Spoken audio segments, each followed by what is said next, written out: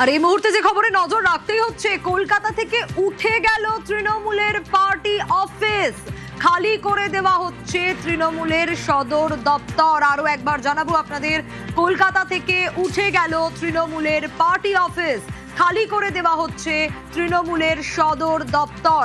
EM বাইপাসের ধারে যে তৃণমূল ভবন, সেই তৃণমূল ভবন খালি করা হচ্ছে। তৃণমূলের যে তৃণমূল ভবন যে রয়েছে ইএম বাইপাসের ধারে, তা খালি করা হচ্ছে। আরো ডিটেল আপডেট নেওয়ার চেষ্টা করব। আবির রয়েছে আমার সঙ্গে।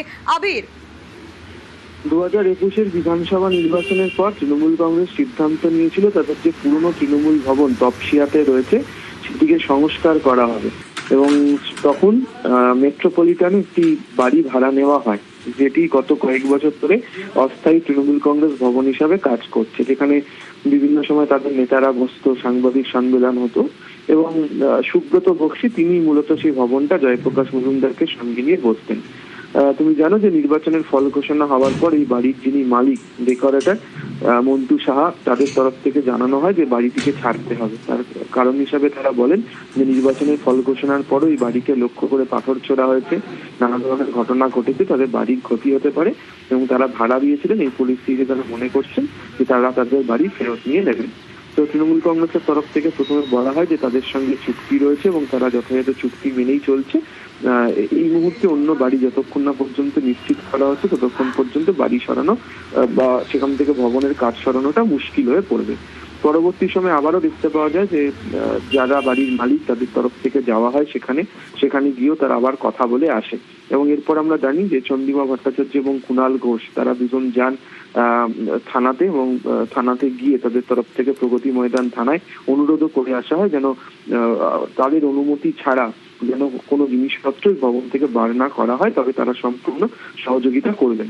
যেটা আজকে জানতে পারা যাচ্ছে যে আজকে বিকেলের পর থেকে এই ভবনের চতুর্থ এবং তৃতীয় এই দুটি তলে তৃণমূল কংগ্রেসের বিভিন্ন কাজ পরিচালনা করার জন্য যেসব জিনিসপত্র ছিল, চেয়ার, টেবিল, ফ্লেক্স, যেখানে নেতারা বসতেন, মিটিং করতেন, সেখানকার বিভিন্ন ব্যাকড্রপ, সেগুলোকে ধীরে ধীরে খোলা হচ্ছে এবং নামিয়েও ফেলা হচ্ছে, এবং ডেকোরেটরদের তরফ থেকে যারা বাড়ির মালিক তাদের তরফ থেকে আবির, একটা বিষয় একটু জানতে চাইবো। তুমি যে একটু আগে বলছিলে যে তৃণমূলের তরফ থেকেও বলা হয়েছিল যে তাদের জানানোর কথা, তারা নিশ্চয়ই সহায়তা করবে, সেক্ষেত্রে কি আজকেই যে খালি করা হচ্ছে তাদের জানানো হয়েছিল?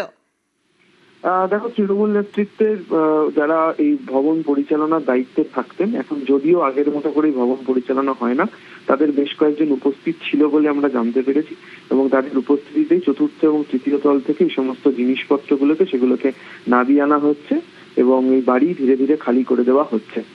প্রথম এবং দ্বিতীয় তলে এখনো কিছু কাজকর্ম চালানোর জন্য বা স্বল্প কয়েকজন নেতা যারা যেতেন, বসতেন, তাদের কিছু জিনিস রয়েছে, সেগুলোকেও ধাপে ধাপে কয়েকদিনের মধ্যে সম্পূর্ণভাবে খালি করে দেওয়া হবে। ফলে যে অস্থায়ী তৃণমূল কংগ্রেস ভবন। আবির, একটু সঙ্গে থাকো, একেবারে এখান থেকেই আসবো।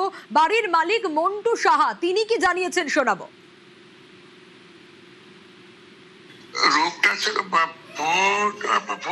3 আর 4 দুটো ছেড়ে দিয়েছে, আর আমাদের এই পোস্টারটা কালকে ছেড়ে দিব, মালপত্র নিচে রেখেছে দেবে, ওরা নিয়ে যাবে, শোনা হয়েছে।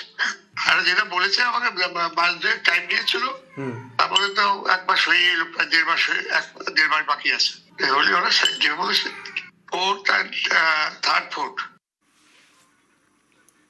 একটু আরো ডিটেল আপডেট নেওয়ার চেষ্টা করব। কমলিকা রয়েছে আমার সঙ্গে টেলিফোনে। কমলিকা, কলকাতা থেকে উঠেই গেল তৃণমূলের এই পার্টি অফিস, যা ইতিমধ্যে খালি করে দেওয়া হচ্ছে সদর দপ্তর ইএম বাইপাসে, যে ছবি আমরা দর্শকদের দেখাচ্ছি। দেখো, একটা জিনিস খুব স্পষ্ট যে তৃণমূল কংগ্রেসের পার্টি অফিস, এই যে জায়গায় যে পার্টি অফিস সে উঠে গেল, সেটা খুবই স্পষ্ট। এবার বিষয়টা হচ্ছে যে তৃণমূল কংগ্রেস কোথা থেকে কাজ করতো গত 5 বছর। গত 5 বছর যত সাংবাদিক সম্মেলন এবং যত স্ট্র্যাটেজি বৈঠক এবং সমস্ত কিছু বেশিরভাগটাই এই অফিস থেকেই হতো। তৃণমূল কংগ্রেস যখন শুরু হয় তখন মমতা বন্দ্যোপাধ্যায়ের বাড়ি থেকে শুরু হয়, সেটি একটি অফিস অবভিয়াসলি সেখানে রয়েছেন। কিন্তু তৃণমূল কংগ্রেসের যে আরেকটি তৃণমূল ভবন ছিল সেটিকে পুরো অন্যরকম ভাবে নতুন তৈরি করার ব্যাপার ছিল, সেটি এখনো সম্পূর্ণ হয় না। তাই কার্যত বলা যেতে পারে যেখানে মানুষ এসে দেখা করার বা যেটা মেইন কার্য পার্টির অফিস ছিল, সেই অফিসটা এই কার্যত এই যে আজকের যে পদক্ষেপ, যেখান থেকে দেখা যাচ্ছে যে পুরো অফিসটা খালি করে দেওয়া হচ্ছে, এবং যেরকম আবির বলছিল যে দুবার নোটিশ দেওয়া হয়েছে এবং তারপরে সেটা খালি করে দেওয়ার কথা বলা হয়েছে, এই কথাটা বলা যেতেই পারে যে কলকাতা শহর থেকে মমতা বন্দ্যোপাধ্যায়ের বাড়ি সবসময় তৃণমূল কংগ্রেসের অফিস, সেটা বাদ দিলে তৃণমূল কংগ্রেসের অফিস উঠে গেল। শহর কলকাতায় এটা এই যে জায়গাটা ছিল, এবং এইটা বাইপাস একেবারেই সংলগ্ন রাস্তা থেকে একটু ঢুকে গিয়ে, এবং সমস্ত রকমের কাজ এখান থেকেই হতো গত 5 বছর। সেখান থেকে দাঁড়িয়ে এটাও কিন্তু তৃণমূল কংগ্রেসের কাছে খুব বড় একটা ধাক্কা, কারণ তকসিয়ার যে আরেকটি জায়গায় যে পুরোনো বাড়িটি ছিল সেটি এখনো কিন্তু নতুন ভাবে তৈরি হয়নি, এবং সেই জন্য স্থানীয় লোকেরা বলছে বেশ কিছু সমস্যা রয়েছে। সুতরাং কলকাতায় তৃণমূলের সদর দপ্তর বলে আর কিছু রইল কি, এটা একটা প্রশ্ন থেকে যায়। কারণ যদিও আবারও বলছি যে মমতা বন্দ্যোপাধ্যায়ের বাড়ি সেখানে সবসময় তৃণমূল কংগ্রেসের পার্টি অফিস, কিন্তু এই কার্যালয় যেটা এটাই মেইন ছিল, সেই জায়গা থেকে বলাই যেতে পারে যে কলকাতা থেকে তৃণমূল কংগ্রেসের পার্টি অফিস উঠে গেল। বেশ কমলিকা, আবারও একবার শোনাবো যে বাড়ির মালিক মন্টু সাহা তিনি ঠিক কি বলেছেন। রোগটা ছিল 3 আর 4 দুটো ছেড়ে দিয়েছে, আর আমাদের এই পোস্টারটা কালকে ছেড়ে দিব, মালপত্র নিচে রেখেছে দেবে, ওরা নিয়ে যাবে, এটা শোনা হয়েছে। আর যেটা বলেছে আমাকে মাস 2 টাইম দিয়েছিল, তারপরে তো 1 মাস হয়ে এলো, প্রায় 1.5 মাস হয়ে 1.5 মাস বাকি আছে। হলে ওরা যেটা বলেছে 4th and 3rd 4th 2022 থেকেই ভাড়া বাড়িতে তৃণমূল ভবন এবং তৃণমূলকে বাড়ি খালি করার নোটিশ দেয় বাড়িওয়ালা। এবার এই অফিস খালি করা হচ্ছে। ইতিমধ্যে আমরা যোগাযোগ করতে পেরেছি, আমাদের সঙ্গে রয়েছেন বিজেপি মুখপাত্র দেবজিৎ সরকার। আপনাকে নিউজ 18 বাংলায় স্বাগত জানাবো। স্টুডিও থেকে সোনিয়া কথা বলছি। কলকাতা এই যে মেট্রোপলিটন এই যে অফিস বাইপাসের ধারে, তা উঠে গেল, তৃণমূলের পার্টি অফিস খালি করে দেওয়া হচ্ছে, যেটা সদর দপ্তর, কি বলবেন? ওদের সবই উঠে গেছে, ওদের আর কোনো কিছু বাকি নেই, সবই উঠবে। পার্টিটাই তো উঠে গেল, আর তাহলে ঘর রেখে কি হবে? ঠিকই আছে, আমাদের এই নিয়ে কোনো কৌতূহল নেই। ওটা কোনো রাজনৈতিক দল ছিল কিনা তাই নিয়ে পশ্চিমবঙ্গের মানুষ, সারা পৃথিবীর মানুষ গবেষণা করবেন। ধন্যবাদ জানাবো আপনাকে। দেবজিৎ সরকারের সঙ্গে কথা বলছিলাম। আবির রয়েছে আমার সঙ্গে, আবিরের কাছে আরো একবার যাব, তবে তার আগে আপনাদের জানিয়ে রাখি যে তৃণমূলের তরফ থেকে কুণাল ঘোষের সঙ্গে আমরা যোগাযোগ করছিলাম। বেলেঘাটার বিধায়ক কুণাল ঘোষ, তিনি এ সম্পর্কে কোনো রকম কোনো প্রতিক্রিয়া দিতে চান না। তার সঙ্গে আমরা যোগাযোগ করেছিলাম, তিনি বলছেন এ সম্পর্কে তিনি কোনো রকম কোনো প্রতিক্রিয়া দেবেন না। আপনাদের আরো একবার জানাই, শহর কলকাতা থেকে তৃণমূলের এই যে পার্টি অফিস তা খালি করে দেওয়া হচ্ছে। তৃণমূলের যে সদর দপ্তর কোথায়, এটা ইএম বাইপাসের ধারে যে তৃণমূল ভবন রয়েছে, যে ছবি আপনাদের দেখাচ্ছি, এখান থেকে বিভিন্ন প্রেস কনফারেন্স হতো, এখান থেকে কাজ হতো। 2022 সাল থেকে এই ভাড়া বাড়িতে, এই হোটেল যেটাকে ভাড়া বাড়ি, এখানে তৃণমূল ভবন তৈরি হয় এবং তৃণমূলকে বাড়ি খালি করার নোটিশ দেয় বাড়িওয়ালা, এবং এবার মেট্রোপলিটন অফিস খালি করছে তৃণমূল। আরো একটু আপডেট নেওয়ার চেষ্টা করি, জানার চেষ্টা করব আবিরের কাছ থেকে। আবির, প্রথমত তৃণমূল কংগ্রেসের যে সমস্ত নেতারা এই অস্থায়ী তৃণমূল কংগ্রেস ভবনে বসতেন তাদের সঙ্গে কার্যত পার্টিরা সে অর্থে সংযোগও নেই। জয়প্রকাশ মজুমদার তিনি ইতিমধ্যে গ্রেপ্তার হয়েছেন। সুব্রত বক্সি, তার যে দায়িত্ব ছিল সেই দায়িত্ব থেকে কার্যত তিনি সরে গিয়ে তাকে অন্য দায়িত্ব দেওয়া হয়েছে, এবং নির্বাচনের ফল ঘোষণার পর তিনি যে ভীষণ রকম রাজনৈতিকভাবে সক্রিয় এমনটাই নয়। বাকি যে সমস্ত বিধায়করা যাতায়াত করতেন, এখন বিধায়কদের মধ্যে একটা ভাগ হয়ে গিয়েছে। বিদ্রোহী ব্লকের বিধায়করা তারা রাজ্য বিধানসভাতেই বিরোধী দলনেতার ঘরে গিয়ে বসেন, সেখানেই দেখা করেন। অন্যান্য যে বিধায়করা রয়েছেন তারাও সে অর্থে তাদেরকে পার্টি অফিস মুখী হতে দেখতে পাওয়া যায় না। আর যারা তৃণমূল কংগ্রেসের মমতা বন্দ্যোপাধ্যায় পন্থী যারা নেতারা রয়েছেন তারা সবাই তৃণমূল কংগ্রেসের যে মূল যে কার্যালয়, যেটা মমতা বন্দ্যোপাধ্যায়ের বাড়ি, যেখান থেকে তৃণমূল কংগ্রেসের শুরু, সেখানেই তারা যান। তবে এই তৃণমূল ভবনের যে গুরুত্ব বা এই তৃণমূল ভবন কেন্দ্রিক যে কাজ, তা কার্যত প্রায় বন্ধই হয়ে পড়ছিল। এবং আমরা দেখেছি যে 4 মের পর আমরা দেখেছিলাম যে এই বাড়ির মালিকের তরফ থেকে বলাই হয় যে বাড়ি ছেড়ে দিতে হবে, তারা এটাকে পার্টি অফিস হিসাবে রাখতে দিতে চান না। এবং তাই নিয়ে তারা আবেদনও করেছিলেন। সেই সময় তৃণমূলের তরফ থেকে 2 মাস সময়ের কথা বলা হয়েছিল। পরবর্তী সময় তারা পুনরায় গিয়ে আরো একবার জানান যেন বাড়িটিকে ছেড়ে দেওয়া হয় এবং এই বাড়িটি যাতে ছেড়ে দেওয়ার ক্ষেত্রে যাতে কোনো অসুবিধা তাদের তৈরি না হয় সে ব্যাপারেও তৃণমূল কংগ্রেসের তরফ থেকে, তোমাকে কিছুক্ষণ আগেই বলছিলাম যে প্রগতি ময়দান থানাতে গিয়ে চন্দ্রিমা ভট্টাচার্য এবং কুণাল ঘোষ তারাও তাদের তরফ থেকে অনুরোধ করে এসেছিলেন পুলিশের কাছে। তো এখন বাড়ির মালিকের তরফ থেকে যেটা জানতে পারা যাচ্ছে যে 2টো ফ্লোর, 4th এবং 3rd, সেখান থেকে যে জিনিসপত্র তৃণমূল কংগ্রেসের ছিল তা ইতিমধ্যেই সরানোর কাজ শুরু হয়ে গিয়েছে। আগামী কয়েকদিনের মধ্যে 1st এবং 2nd ফ্লোরে যা আছে তাও সমস্ত কিছু সরিয়ে নিয়ে নেওয়া হবে। যা তৃণমূল কংগ্রেসের তরফ থেকে তাদের যে আগামী দিনে অস্থায়ী তৃণমূল কংগ্রেসের যে ভবন যা 2022 সাল থেকে লাগাতার চলছিল সেখান থেকে আর কোনো কাজই সম্পন্ন করা হবে না। ফলে নতুন করে তৃণমূল কংগ্রেস ভবন যেটা তপসিয়াতে তাদের একটা সময় ছিল সেটির কাজ সম্পূর্ণভাবে বাকি, সেটা এখনো পর্যন্ত শেষ হয়নি। ফলে যদি তৃণমূল কংগ্রেসকে মমতা নেতাদের কাজ চালাতে হয় তাহলে মনে করা হচ্ছে যে কালীঘাটে মমতা বন্দ্যোপাধ্যায়ের বাড়ি, সেখান থেকেই তাদেরকে যাবতীয় কাজ করতে হবে। বেশাবে অর্থাৎ মমতা বন্দ্যোপাধ্যায়ের বাড়িতে যে কার্যালয় রয়েছে যদি এবার কাজ করতে হয় তাহলে সেখান থেকেই কাজ করতে হবে। তার কারণ তপসিয়ায় যে তৃণমূল ভবন ছিল সেই সংস্কারের কাজ তো এখনো পর্যন্ত শেষ হয়নি, তার অনেক কাজ বাকি রয়েছে। কিন্তু 2022 থেকে এই অস্থায়ী তৃণমূল ভবন, এই মেট্রোপলিটনের যে অফিস সেই অফিস ছিল এবং এই অফিস বাড়িওয়ালা নোটিশ দিয়েছিল, খালি করার কথা বলেছিল। 2022 থেকে তৃণমূল এই অফিস ভাড়া নেয়, কিন্তু বাড়িওয়ালা যখন খালি করার কথা বলে তখন তৃণমূলের তরফ থেকে বলা হয় যে 2 মাস সময় চাওয়া হয়েছে।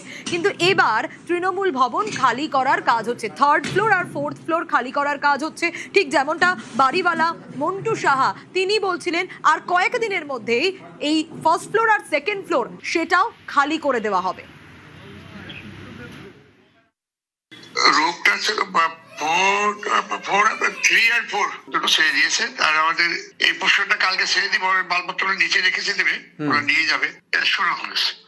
আর যেটা বলেছে আমাকে মাস 2 টাইম দিয়েছিল, তারপরে তো 1 মাস হয়ে গেল, প্রায় 1.5 মাস হয়ে 1.5 মাস বাকি আছে। হলে ওরা যে বলেছে 4th and 3rd ফ্লোর।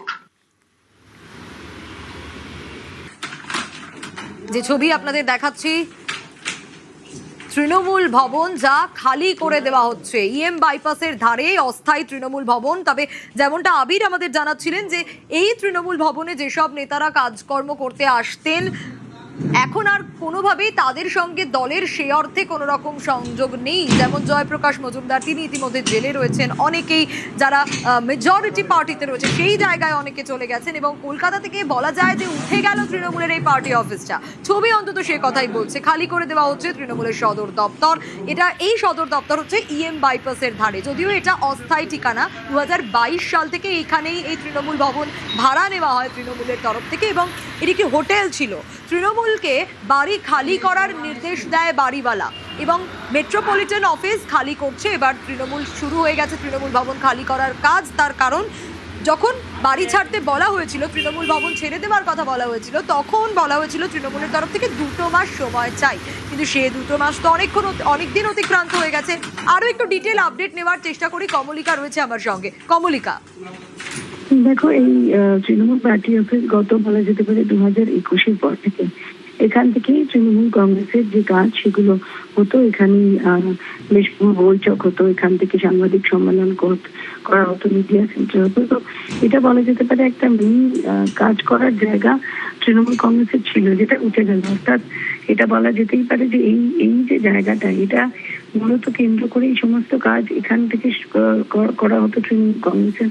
সেইখান থেকে দাঁড়িয়ে তাহলে এই মানে কোনো পার্টি অফিস রইল না এই জায়গায়। সুতরাং সেটা একটা খুব বড় ধাক্কা তৃণমূল কংগ্রেসের। যেরকম তৃণমূল কংগ্রেসের হার হয়েছে এবং তারপরে বিভিন্ন রকমের কেসের যে মূল যাদের নামে কেস হচ্ছে বা যাদেরকে ডাকা হচ্ছে, এই সমস্ত সমস্যাটা রয়েছে। দল ভেঙে যাচ্ছে সেই জিনিসটাও রয়েছে। এই সব কিছুর মাঝখানে এই যে বাড়িটা গত 5 বছর ধরে তৃণমূল কংগ্রেসের মূলত এখান থেকেই সমস্ত রকমের কাজকর্ম হতো। আর সেখান থেকে দাঁড়িয়ে এই বাড়ি খালি করে দেওয়া মানে তৃণমূল কংগ্রেসের যে পার্টি অফিস এখান থেকে সেটা উঠে যাওয়া। এবং এখান থেকে যদি পার্টি অফিস উঠে যায় তাহলে সাধারণ কর্মীরা যারা প্রত্যেকদিন আসতো বা প্রত্যেকদিন কাজ করতো বা নেতা মন্ত্রীদের যে বসার জায়গা, যারা নেতা ছিলেন, যারা আগের মন্ত্রীরা ছিলেন তাদের বসার জায়গা, তাদের পার্টি অফিস চালানোর কাজ, এই বিভিন্ন রকম বৈঠক করে, সেটা তারা কোথায় করবে? অর্থাৎ কার্যত তৃণমূল কংগ্রেসের কলকাতার যে পার্টি অফিস সেটা আর রইল না। তবে মমতা বন্দ্যোপাধ্যায়ের বাড়ি থেকে সবসময় পার্টি অফিস বলা যেতে পারে যখন শুরু করা যায়। কিন্তু কমলিকা, তাহলে কি এবার যা যা কাজ করতে হবে, তুমি যেমনটা বলছিলে, এগুলো সবকিছুই ওই মমতা বন্দ্যোপাধ্যায়ের বাড়িতে যে কার্যালয় সেখান থেকেই করতে হবে? সেখান থেকেই করতে হবে, কারণ আর কোনো অফিস রইল না, আর কোনো তৃণমূল কংগ্রেসের সদর দপ্তর বলে আর কিছুই রইল না। এবং যেহেতু এই সদর দপ্তর বলে আর কিছু রইল না, তাই মমতা বন্দ্যোপাধ্যায়ের বাড়ি থেকেই যেভাবে একেবারে প্রথম থেকে মমতা বন্দ্যোপাধ্যায়ের কাজ শুরু করেছিলেন, একেবারে সেখান থেকেই সেই রকম ভাবেই কাজ শুরু করতে হবে। কারণ তৃণমূল কংগ্রেসের কলকাতার বুকে সদর দপ্তর আর কিছু রইল না, কারণ এই সদর দপ্তরটা এর জন্যই ব্যবহার করা হতো, অস্থায়ী বলা হতো ঠিকই, কিন্তু এই সদর দপ্তর থেকেই সমস্ত রকমের কাজকর্ম হতো।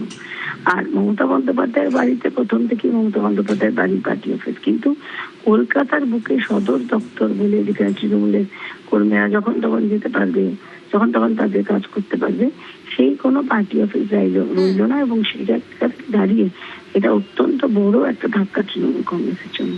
বেশ কমলিকা, একেবারে অত্যন্ত বড় ধাক্কা তৃণমূল কংগ্রেসের জন্য, কারণ শহর কলকাতায় তৃণমূল কংগ্রেসের আর সদর দপ্তর বলে কিছু থাকলো না। কারণ তপসিয়ায় যে অফিস ছিল তৃণমূল ভবন, সেটা সংস্কারের কাজ এখনো শেষ হয়নি, এবং সে কারণেই এই অস্থায়ী তৃণমূল ভবন ছিল 2022 থেকে। কিন্তু সেই তৃণমূল ভবনে রীতিমতো খালি করার কাজ চলছে, 3rd 4th ফ্লোর খালি করার কাজ চলছে, আর 2-1 দিনের মধ্যেই 1st ফ্লোর 2nd ফ্লোর সেটাও খালি করে দেবেন। কি বলেছেন বাড়ির মালিক মন্টু সাহা, শুনুন। রোগটা ছিল 3 আর 4 দুটো ছেড়ে দিয়েছে, আর আমাদের এই পোস্টারটা কালকে ছেড়ে দিব, মালপত্র নিচে রেখেছে দেবে, ওরা নিয়ে যাবে, এটা শোনা হয়েছে। আর যেটা বলেছে আমাকে মাস 2 টাইম দিয়েছিল, তারপরে তো 1 মাস হয়ে গেল, 1.5 মাস হয়ে 1.5 মাস বাকি আছে। হলে ওরা যে বলেছে 4th আর 3rd 4th। আর এই বিষয় নিয়ে রিয়াকশন নেওয়ার জন্য আমরা ফোন করেছিলাম, যোগাযোগ করেছিলাম বেলেঘাটার তৃণমূল বিধায়ক কুণাল ঘোষের সঙ্গে, কিন্তু না, তিনি কোনো রকম প্রতিক্রিয়া দিতে রাজি নন, তিনি এ বিষয়ে কোনো কথা বলতে চাননি। আর তার পাশাপাশি এবার আরেকটা রিয়াকশন আপনাদের শোনাবো। প্রতিক্রিয়া দিয়েছেন রাজ্য বিজেপির প্রধান মুখপাত্র দেবজিৎ সরকার, তিনি কি বলেছেন শুনুন। ওদের আর কোনো কিছু বাকি নেই, সবই উঠবে, পার্টিটাই তো উঠে গেল, আর তাহলে ঘর রেখে কি হবে? আমাদের এই নিয়ে কোনো কৌতূহল নেই। ওটা কোনো রাজনৈতিক দল ছিল কিনা তাই নিয়ে পশ্চিমবঙ্গের মানুষ, সারা পৃথিবীর মানুষ গবেষণা করবেন।